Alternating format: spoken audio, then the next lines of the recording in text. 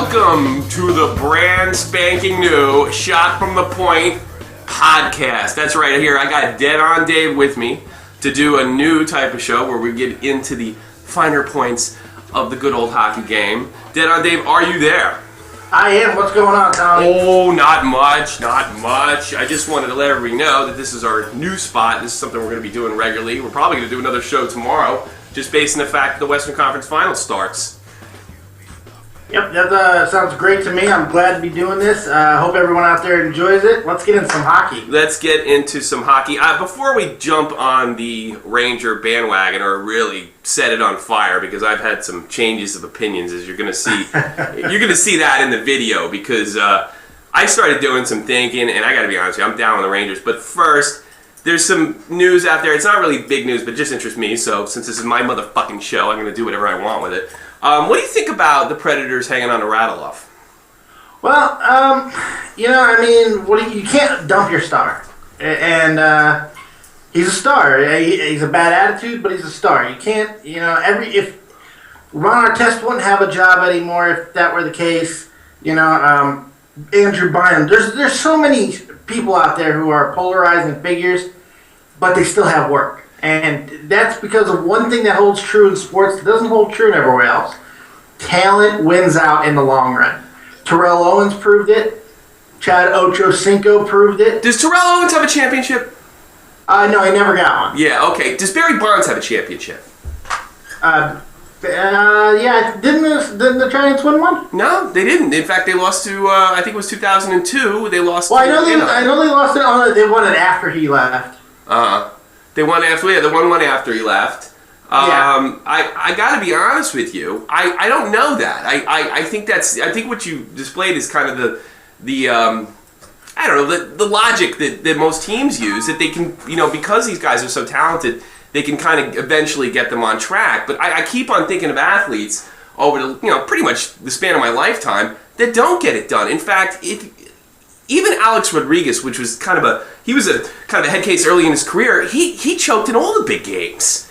Well, see, we're not really talking just about titles here, and we're just talking about straight up talent. Talent will keep you on a roster. It doesn't necessarily mean you're going to win talent doesn't always mean you're going to win a title. There's a lot of teams throughout history in all sports that have gone on with minimal talent, or not minimal talent, but just with a team chemistry that didn't have a lot of stars that go on to win. Attitude does dictate some, but if you're talented, and as long as you're not blowing your team up on a nightly basis, you're gonna have a job. And I'm not saying it's right. I'm just saying I understand the idea of not dumping a guy who still has something to give to the game and hopefully can mature. Yeah, but don't you think these guys with horrible attitudes, don't you feel like they kind of bring down the team? And you just mentioned two athletes. Okay, great, they're on the roster, but the Predators are in the hunt for a Stanley Cup in the near future. Just because they lost this year doesn't mean they're going to win next year. And I think of all these head case athletes, and I think of very few that won championships. And to be on the roster, that's great for the individual, which is the problem because they're all individualistic. But what does it say for the team? Are you better off dumping Radulov now, and while he's still valuable, before we find out he's a Peter Nedved or he's an Eric Lindros 10 years from now? Well, that's the thing. What are you going to get for him right now?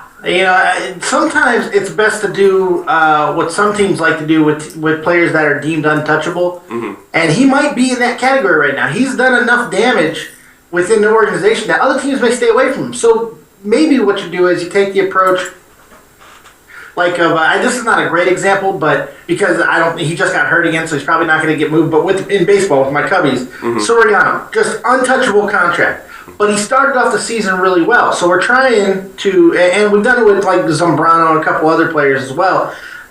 You let him play up back into having some kind of value, and then you flip him. It's a buy low, sell high business. That Cub player, what's his name? Soriano, you said? Yeah. What is he a head case? Is he a locker room problem? No, he's never been a locker room problem, but I'm just saying as far as moving get his stats a player up. That has issues. His contract is just as much, every bit as a detriment as Radulov's attitude is. I see what you're saying. So you're making it's not the perfect example, but it works. Mm-hmm. I don't know. I got to be perfectly honest with you. My experience tells me is you move this guy, and I think maybe you're right. Maybe they're not moving this guy because they can't. God, who wants him? You know. Yeah. But my experience is, and I'm not saying Eric Lindros was a head case, but he apparently, as time went on, and what we know now, he was a problem in the locker room to some sort. And I think you're better off living. I remember Barry Melrose. He just drooled over Lindros for 10 years straight, and he never actually produced the big season that they hoped he would. The big the championships that he hoped he did. He never played that well for Team Canada. Why chance it? I mean, the guy hit his coach with a hockey stick. What kind of respect could he possibly have for his teammates and other coaches if he's willing to do that in the KHL? It wasn't that long ago. Dump him now. Get what you can for him now. If I don't know, do you know too much about the Peter Nedved story? Well, yeah, I mean, enough to hold my own in the conversation at the very end. Yeah, I mean, Nedved was this big. I mean, first of all, he snuck him over the wall, and he ended up playing for Team Canada, and he was tons and tons and gobs of talent, and every single year, and I don't have a problem with players holding out for more money, but this guy would sit seasons out. By the time he got his contract straight and his attitude straight, he was over 30 years old. Now he's playing in the Czech Republic, and he's playing for the first time. He's playing for his native Czech. They made some rule changes because pre-1989 the wall was still up. Then now and he did play for Team Canada. In normal circumstances, you can't play for you can only play for one national team. But I guess because of the political situation over there, he's now allowed to play for the Czech Republic team. And he's 40-something years old, and he never lived up to his potential because he was a little bit of a problem. Now, he did change it after 30. He had some good years with the Rangers, but they never made the playoffs.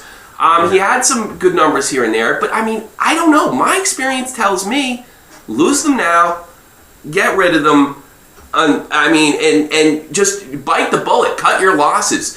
If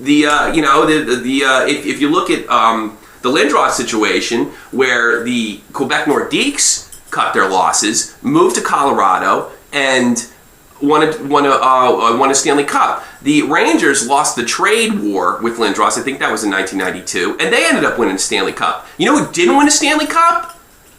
The Philadelphia Flyers. Yeah. Everybody that's what I'm saying. History tells me, dump, rattle off now, get it over with. It's done. Whatever. I'm moving on. I gotta admit though,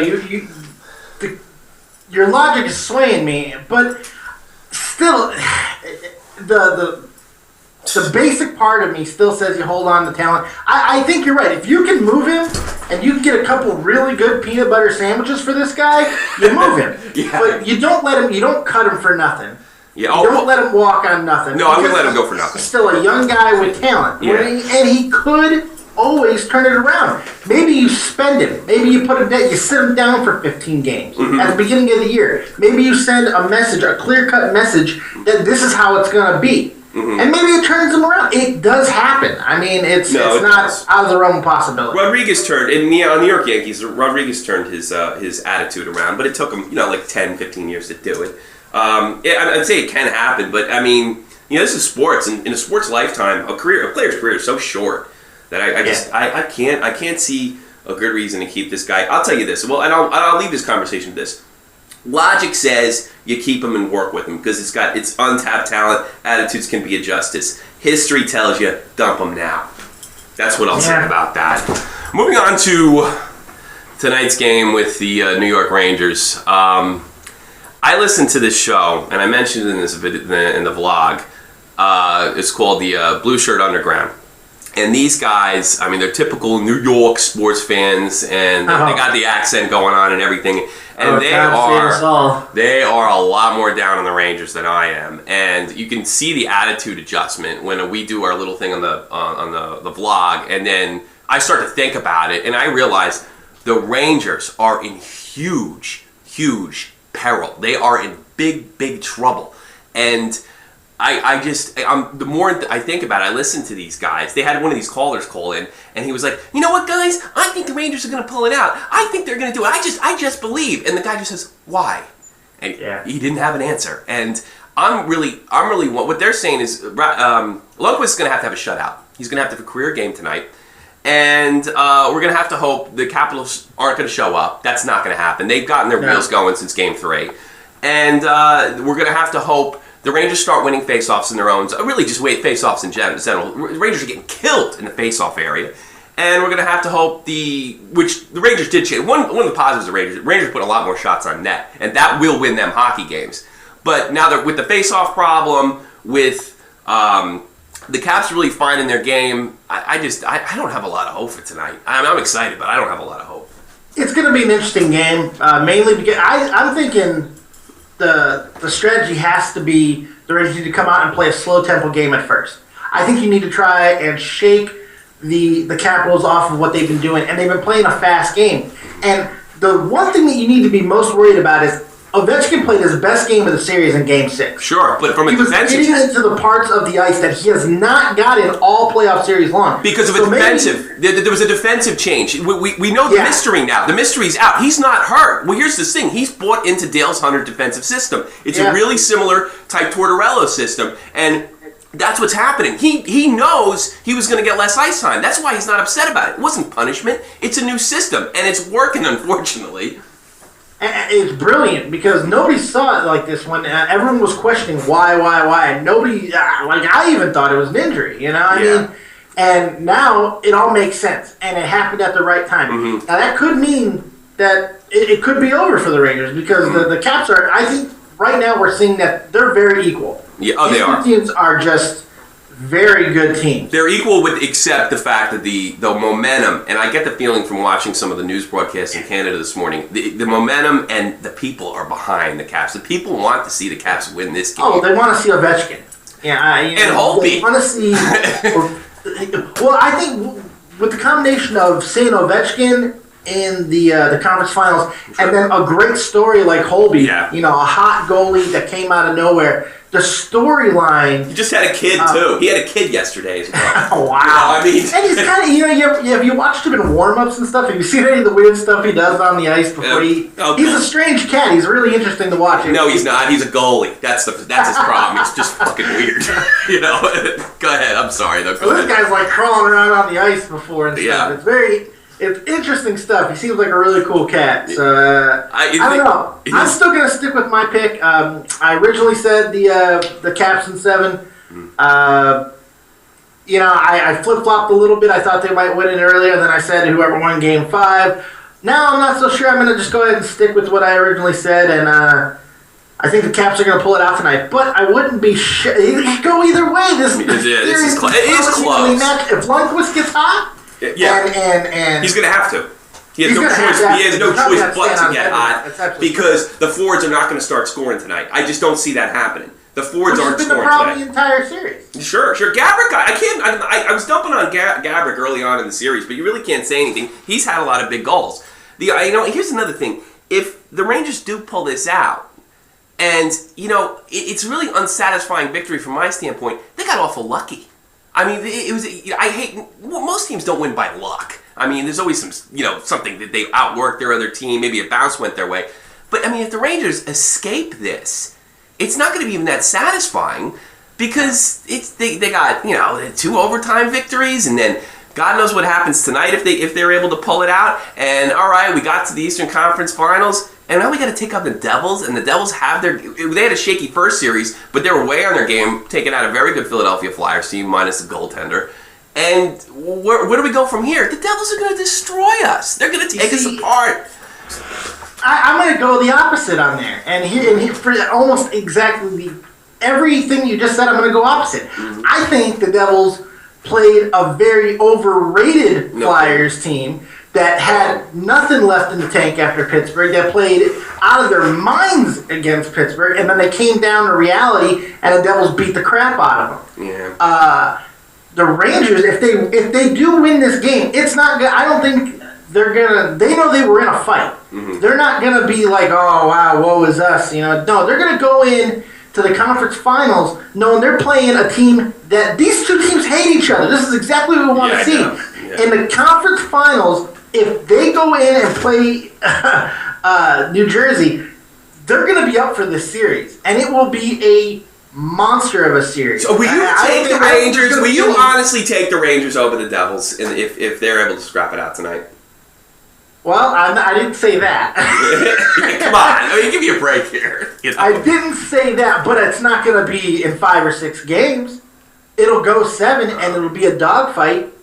Yeah, I think it'll be nasty. It's going to be 7 in both games. I got news for you. This is shaping up to be some kind of classic. Flipping back to the system, Ovechkin changing his style and what have you. You know, there's another story creeping in here. It's called Dale Hunter, and you know he doesn't seem very comfortable in the cameras, which always gives everybody the opinion, well, he must be stupid then, and he's obviously not. He obviously has a real plan, and he's a real coach. I mean, what a story there. This guy picks up the team halfway through the season, changes them from an offensive team to a defensive team, and if somehow able to get by the Rangers and, God forbid, the Stanley Cup final. I mean, this guy's Coach of the Year. I know the Jack Adams voting's probably over already, but I mean, this guy's Coach of the Year if he wins the Stanley Cup. What a tremendous story that was from a player that I couldn't stand when he was playing. But hats off to him. Hats off if he's able to pull this Absolutely. off. Absolutely. It's a good story. It kind of shows you where the league is going. These faster teams that play fast and play offensive-minded, you know, like my Blackhawks, Sure. and the Penguins, they're going the way of the dinosaur now.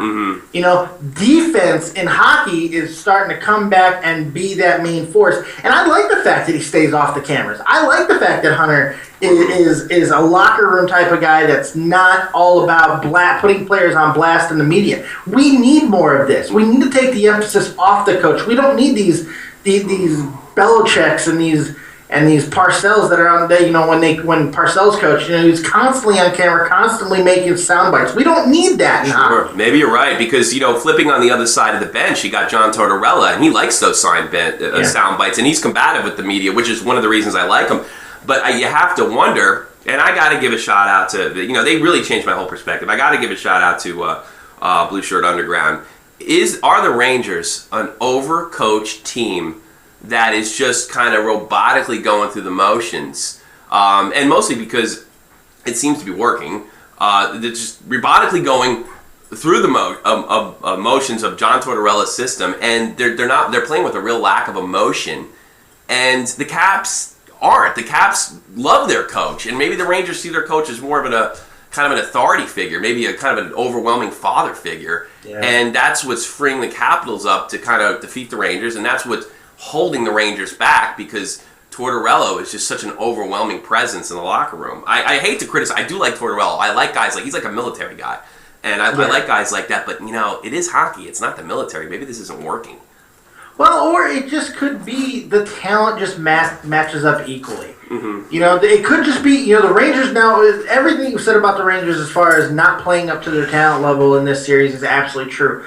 But it could just be a matter of they ran into a red-hot goalie in a team that simply won't die. This team is the Capitals have thrived off adversity. Every time it looks like they could have had a setback in this series, they've come back strong, and they've come back hard, and they've played their best. I mean, games 4 and 6, they played lights out hockey. Well, you can also say that about the Rangers in the same series. When it looked grim for them, they were able to you know, pop an OT goal and keep themselves alive. But they've been more situational. They played a horrible game in Game 5 aside from the last 7 seconds. No, they got all where they caught the break of the game. Series. Yeah, they caught a huge break. You know, the series should have been over. Maybe long over. But they played situational desperation hockey. They aren't quitters. They aren't a quitting team. They got a lot of heart. They block a lot of shots. There's no wusses on the New York Rangers. No, you know, there's no star, with the maybe exception of Lundqvist, but I mean he plays tough too. There's no guys there's no rattle-offs on that team. They're tough guys. It's just, you know, I got to be honest with you, man. I'm really worried. I'm worried. And you should be worried. Yeah, but you know what? If you take out the fan portion of it, we're going to have a hell of a game to watch tonight. I'm excited about it. Absolutely, absolutely. Have you seen anything else interesting out there in the hockey stratosphere or sports stratosphere? Well, I mean, there's always a lot of great stories going on, and if I can skip a little bit out of the realm for a moment. Sure, go ahead. There's something that I think needs to be addressed. Sure. And this is because I've always been a baseball guy, and I like basketball a little bit, but my passion, my love was always football. And I'm worried, and this could be a show all on its own, I know, because it's such a hot subject right now. I think we are witnessing the beginning of the end of the NFL. You're not the only one saying it. You're in good company. 1,800 former players are suing the league right now. Sure. This is bad. These people, and it sickens me to an extent because look, I'm not saying that players shouldn't be protected. I'm not saying that they make a lot of money, shut up and play. No, I'm not saying that. Mm-hmm. I played football, and I know a lot of people who played football. You also knew the risks, though. Yeah, exactly. You know the risks going in, and any true football player out there knows it's not coaches that are putting you back on the field. It's not trainers it's you who put yourself back on the field. I know I played with broken ribs. I know a lot of these players who wouldn't even talk about concussions because they know they would be taken out of games. Mm-hmm. But now all these things have happened, and they see in the sue-happy society that we live in now that money can be made, and they're not happy with the direction of certain things, so they're going to sue. And here's the thing, they're going to kill the league because there's no way around this. There's one option, and that's you take off the helmets and you let them play helmetless football, which could create more problems because someone will die. Yeah. Or is that really an option though, or is that you? I mean, is that really? I don't think it's a real option, but I think it's the only one besides changing every single rule in the book and turning everyone off and turning it into the flag football league. Mm-hmm. You know, football is the most popular sport in America right now. Sure, it's been that way for the last 15 years. It's a money Goliath, but people are starting to get sick of these stories. Yeah, and sick of the rule changes and sick of Roger Goodell, the commissioner of the league. Mm-hmm. So I'm just worried that we could be seeing the end of the NFL, and I think it's a worry that every NFL fan should be thinking about and wondering what can we do as fans to try to influence opinion. Because we all click off, or if we all start talking and trying to get our voices heard about the NFL, maybe something can happen. History shows probably not, but you never know. At what point, because this seeps into the NHL thing, because you read about the 3 deaths, Bogner, Rippon, and Bellick, and they passed away. All 3 of them were drug addicts. All 3 of them were enforcers. One of them commits suicide. The other one may or may not have been a suicide. And that raised some serious concerns about blows to the head. I mean, these guys took blows to the head for a living. They were fighters. And, you look at the NFL and they're, really tough on head injuries and what have you. At what point does a league, does an NHL, does an NFL say, look, this game is going to change your life. You may be seriously injured. You may be this. And at what point do you kind of cut your losses and just say, look, people are going to get hurt. We're going to protect them the best we can, but if football's been played this way for this long, enough is enough. We're not listening to the doctors anymore.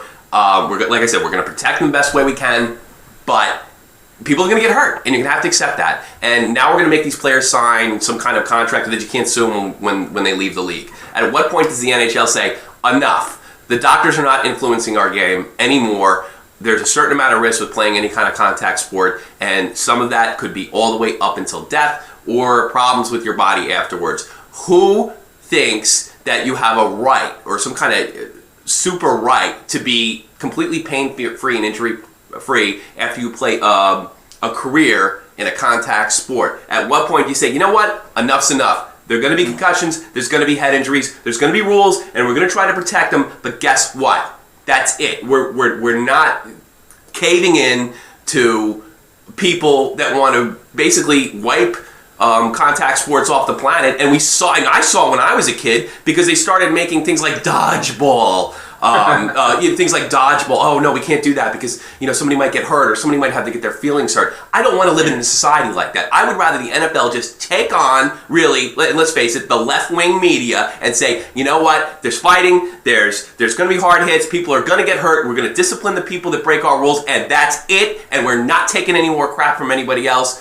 We're cutting our losses, and we're going to take the media negative blitz that's going to come along with that, and then just let it die. Because the fact of the matter is, no matter what happens, no matter what the NFL does, no matter what the NHL does, people are going to continue to watch the product that they're used to. The only way they're going to stop watching is if it doesn't look like something they want to watch. And the direction that a lot of these doctors and a lot of these anti-fighting people and a lot of these, I call these, concussion, I don't know, they're obsessed with concussions and what have you. they're going to make the game. They're going to change the game to the point where nobody wants to watch it.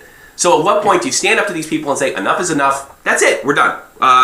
This is a contact sport. People are going to get hurt. We'll have a pension program. We'll have medical doctors, but we're done. We're not answering to the candy asses of the United States of America. Well, I see the NHL doing this long before the NFL. Mm-hmm. And the biggest reason is, say what you want about Bettman. Mm-hmm. Bettman's not a pussy.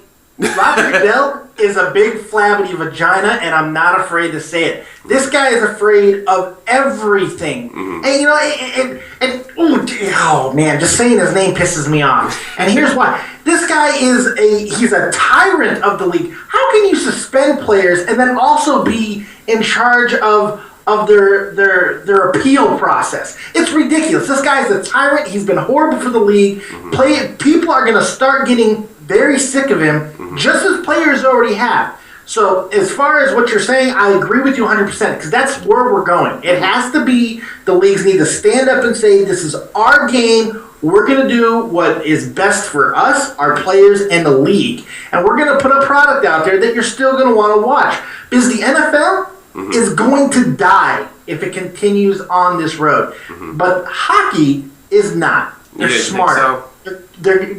There's still enough outside influence in the world that still plays hockey. Yeah, Canadian influence. I don't think it's going to let it see the NHL die like that. Yeah, the Canadian influence. But let's face it, the NHL's run out of New York. And New York is the big, left-wing mecca of the United States. And it does seem that there's certain elements. And I know, a lot of Democrats are going to listen to this and think I'm hitting on them and what have you, but I'm sure a lot of them agree with me as well. We're pussifying the game to please a political element that doesn't care about our game. It doesn't care about hockey. It just wants us this element out there that it just really wants us to kind of cave into their way of thinking, and they're going to soften our sports, soften our men, soften our boys to do it. Soften our liberties. Soften our liberties. I mean, you're seeing it all over the place.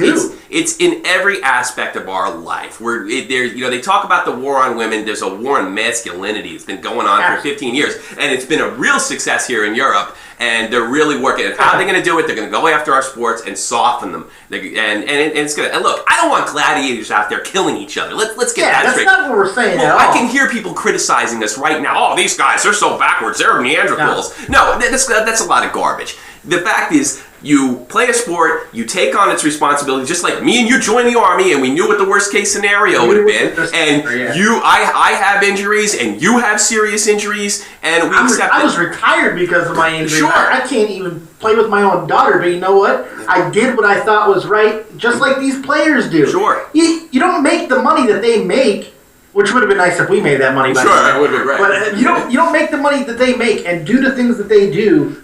It's not like they just stepped onto the NFL out of nowhere. They've been playing football since they were 7, 8 years old. Yeah, why don't they sue their Pop Warner team? Why don't they sue the high school team? Where does it become it comes down to the parents. The parents have pushed these people into it as well. Mm-hmm. Oh, sue your parents. Accountability. Sue your parents for sending you to football camp. Yeah, not sue your parents. Sue them. I think that's where it needs to start, is at the home level. If you don't want your kid to be in football, don't push them towards it. Don't if you know that football can cause serious damage down the line when they're 40, 50 years old, which is obvious that it can. Mm-hmm. Junior Seau took his own life. Dave Duerson. Do we even know why that happened? Speaking of Seau, is there any rhyme or reason why this guy killed himself? Well, I mean, right now, a lot of the media is saying because the concussion thing and all that. Yeah, but they don't know that. They don't know that. That's projection. No. But more credence is being given to it because of the fact that out of nowhere, the family decided to not allow the concussion test for the brain to be examined for concussions. First, they were going to do it, and then they pulled their okay on that. They said, no, you know what? Never mind. We'd rather not let that happen for the media to see, which I respect, by the way. Mm-hmm. Yeah, because they're not going to allow Junior Seau's name to be another bullet in this ammunition that's being used to attack the league. Sure. I mean, God, guys have been getting concussions for years. I've never seen a hockey player talk like a boxer. What they call that, punch drunk, and that's basically from years of concussions. I've never seen look at Gordie Howe. I mean, he played a much tougher game than any of these guys. He seems pretty much together. I mean, I haven't seen him in recent years, but, as of 5 or 6 years ago, Gordie Howe seemed together.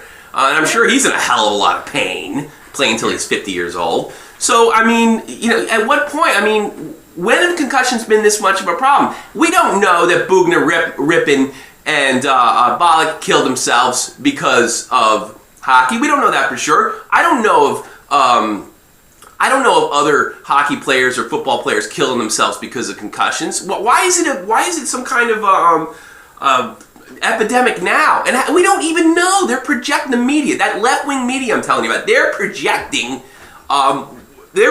this idea that we don't even know if it's true or not. Yeah. Well, it's because events are used for causes, especially ones that can't be definitively proven or disproven. Sure. Like do all these concussions make these people commit suicide? Sure. You can't say definitively. So it's perfect for the media to be jumping in and saying this is it, because they want to scare you into believing it to get behind their cause. Yeah, they want you to think like them. They want you to think like them. That's the bottom line. Think like them. And they'll use fear to do it, people. Sure. That fear is a good motivator to get you behind somebody. Sure, absolutely. It's just right behind money as a great motivator to get you to behind something. Starts all wars. Yeah. It starts all the wars, it seems. Hey, listen, I want to thank you, Dead on Dave, for your participation. I think this is a pretty good chat. Would you agree? Oh, yeah, it was a good one. Had a blast. Looking forward to more. All right. Hope everyone out there enjoys it.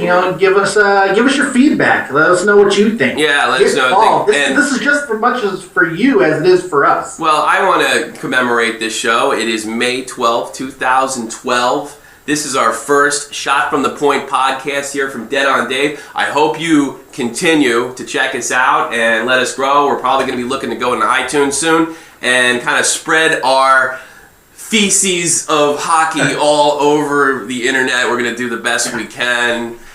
Make sure you stay tuned tonight for the it would be Eastern Standard Time, 7:30 for the Rangers Capitals Game 7. Should be a classic.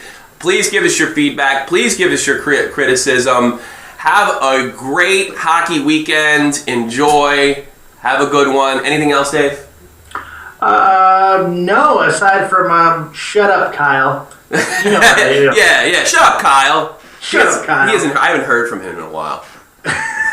You better. You know who you are, buddy. You know who you are, buddy. Kyle, we got your number. And you know what? I'm taking the Kings over the Coyotes, buddy, and I think he is too. Ooh. Yeah, I'm taking the Kings over the Coyotes, but we'll see. Making it official. See you next time, bitches!